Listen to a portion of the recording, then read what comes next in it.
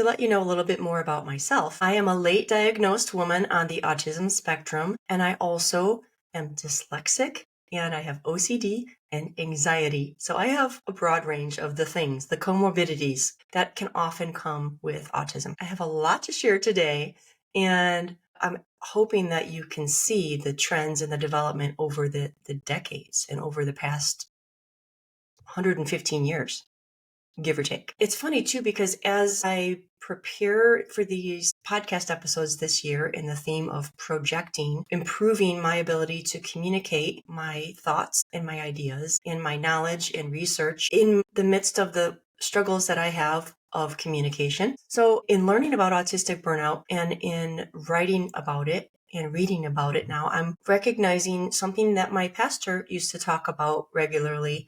And he would talk about living with margin. So when you write on paper, paper and pen, you leave space on the edges. Or when you type in a word processing software, or when you read a book, there is a margin on the edge. And that is a visual way to give us some space to read more easily. If the words were printed all the way to the edges of the page, it would be harder for our brain to follow the words and receive the information. And it also gives us space to write notes and to process what we're reading. So he talked about living with margin in your life, having that space on the outer edges of our days and our weeks and our months, so that we're not living up to the edge of our life on a constant basis. And that's what I had done for a very long time, is I lived without margin.